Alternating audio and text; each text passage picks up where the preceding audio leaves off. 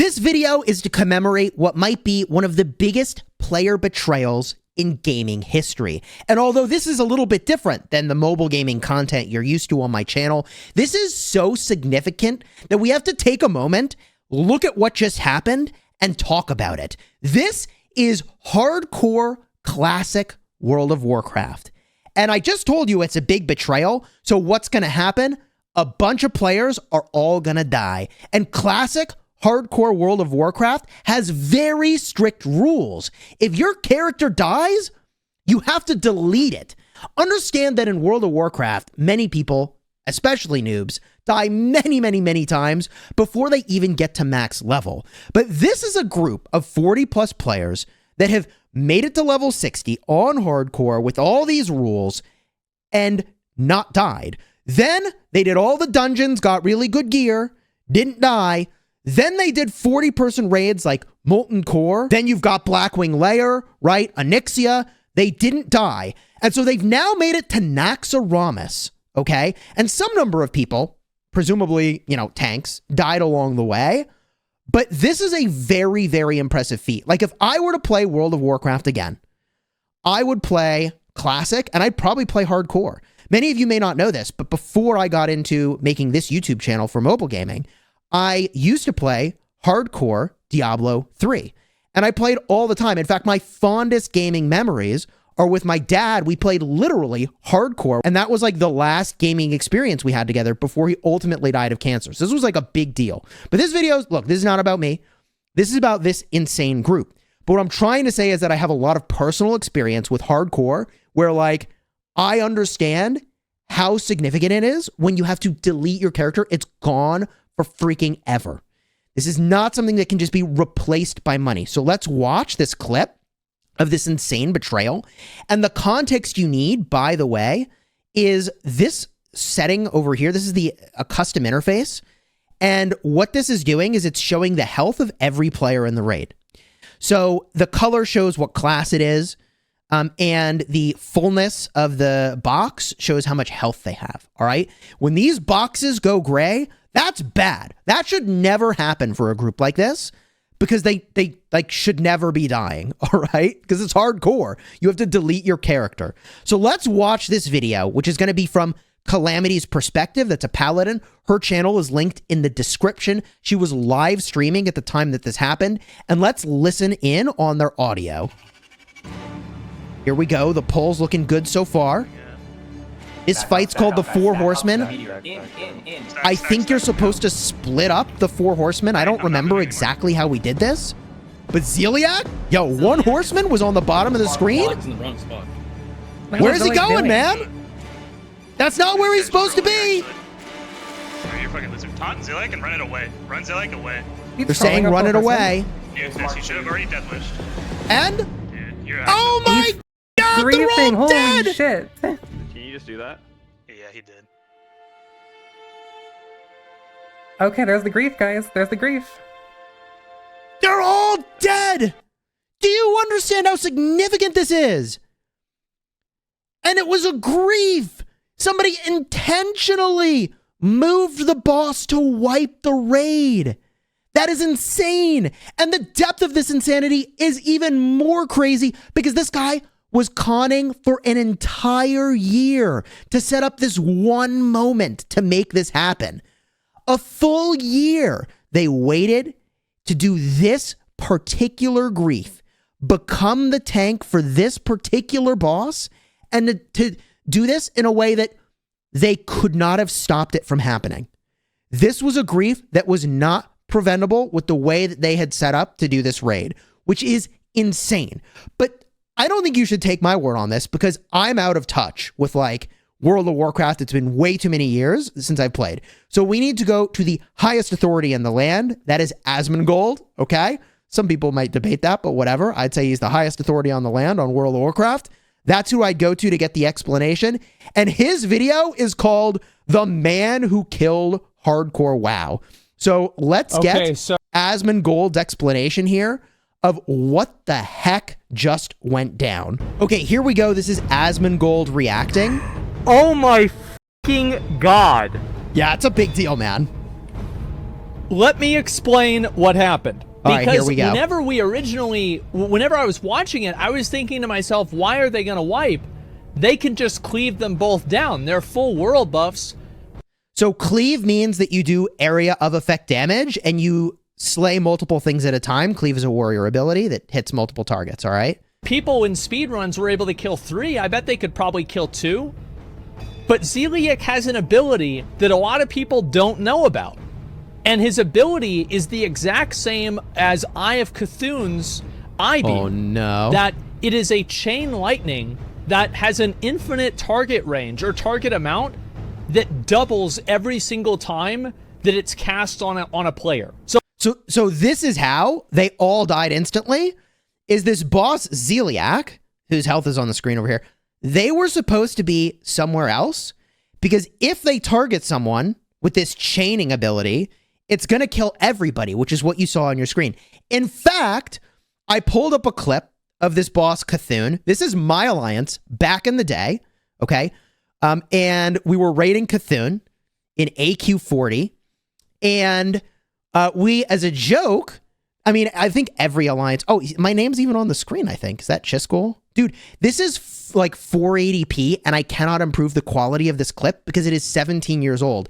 Anyways, we had a warlock summon someone in front of Cthulhu to kill everybody.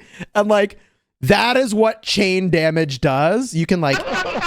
Everybody was losing their mind, right? This was, like, the funniest thing. We trolled somebody by summoning them in to get killed by the Eye of Cthulhu. This is just what you did when you were bored playing World of Warcraft back in the day. Anyone who knows, knows. So let's hear Asmongold explain this a little more. So, like, you hit, it goes 2,000, 4,000, 8,000, 16,000, you know, to infinity. Scale. So this guy, who was tanking Zeliek, because I was like, why is he bringing him over here? Like, what's he trying to do? I didn't even think of this. So he's got him, and he's moving, right? He's moving away. He's like, I'm going to be a good boy. I'm going to do what I need to do. He says... Yes, so see, I don't remember where exactly you're supposed to tank all the bosses, but I seem to remember putting them into 4 different corners. Like, maybe somebody could multi-tank, but I think you had, like, one person tank each of these 4 horsemen, and you run them to different corners. But, like, look, I haven't raided way too long. Wait a minute. Hold up. Wait a minute. He turned him around. Took him all the way over there. And so he's waiting right now, and you can see this beam. Oh, is this the beam right here? I think this actually might be the beam. Stack. Yeah. So watch because I've seen this clip, I know it is the beam. Because it can't be chain lightning. It's an alliance raid. When he says it's an alliance raid, many of, like, old school back in the day, alliance had paladins and horde had shaman. Shaman had a chaining ability, okay, but alliance did not have a chaining ability. They had the paladin instead of the shaman. Oops. Zeliek is in the wrong spot. Oh, maybe not. So you can see the chain ability hit just the druid. He lost just a little bit of health because, like Asmon said, it's like 400, then 800. It doubles. It didn't double, so the damage was, like, moderate. It's hard to say. This guy's trolling, actually. So he brings Zeliek right on top of Thane Korthos, because they have to be stacked, by the way, for Thane Korthos, because Thane does a meteor. So the significance of this is the meteor that Thane Korthos does a ton of damage, and that damage is split across all the people, I think, that take that damage. So they're all stacked up. The whole raid is stacked up in one spot to do a bunch of damage and to mitigate the damage of this meteor. So this person who is intentionally wiping the group runs Zeliek over. So effectively what they're doing is he's bringing them on top of the melee pile that have to be stacked in order to do the meteor. Yep. You're a fucking loser. Taunt Zeliek and run it away. Run Zeliek away. It doesn't matter. Watch the Zeliek beam. Watch him. Horseman? Nuke this. You should have already death wished. So there's the nuke. Dude, Boom. Griefing, holy shit. Boom. Annihilated every single fucking one of them. Look at that. That was cute. Brutal. It was something. I'll tell you that. Holy shit. Calamity said that tiny violin had played for a year plus, played outside of raid with them, talked about long haul and wanting a KT kill, convinced them of being real, and then he had full intention of throwing at 4 horsemen. So he waited for his moment to strike for a year.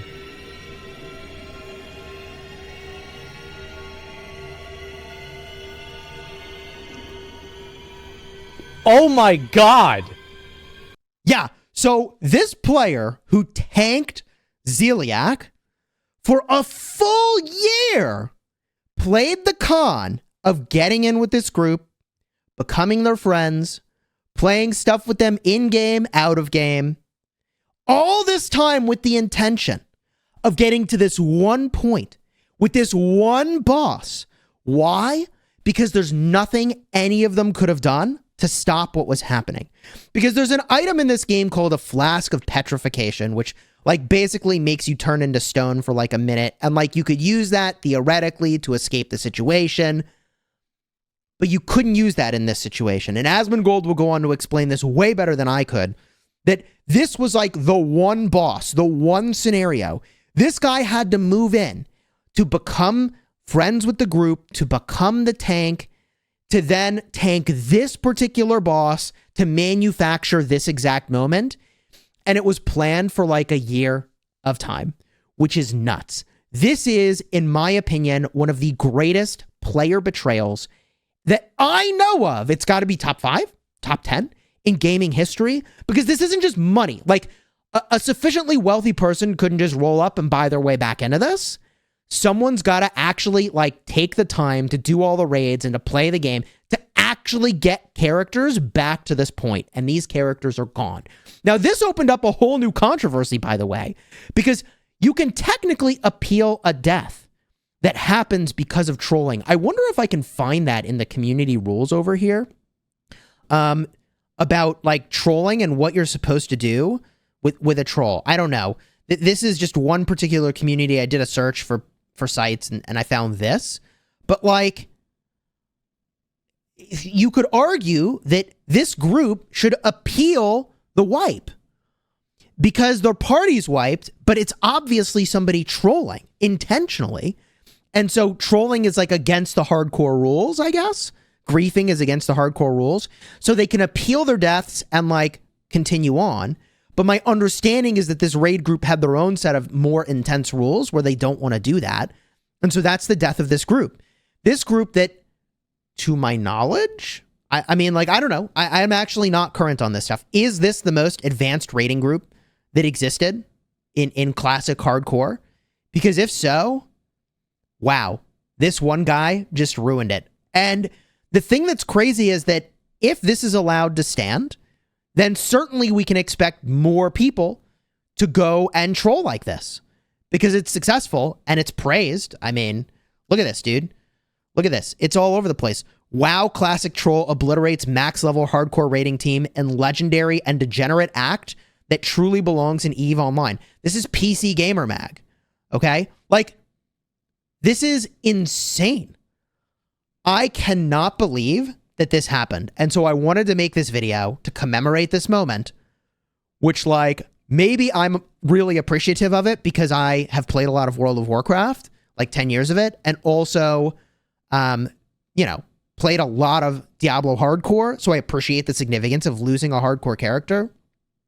That is disgusting, man. If you know of more insane betrayals that, you know, money can't buy what was lost, and this is a player betrayal, one player betraying many others, let me know down below in the comments. And it looks like the next craziest thing might be EVE Online, or maybe the EVE Online stuff is more crazy. I don't honestly have to look into it more, but like hilarious, spectacular EVE betrayal destroys player group and costs trillions. And I tried to do a search for greatest player betrayals in gaming, and like, I apologize, this isn't in dark mode right now, but like, I didn't find more player betrayals. I found a bunch of PvE betrayals. The closest thing I found is this video here, biggest betrayal ever, where, you know, I think somebody stole a bunch of in-game stuff, But they also stole a bunch of in-game money, and I was like, oh, that could be really big, right? And the amount of money was like, I don't know, $20,000. And I was like, oh, okay.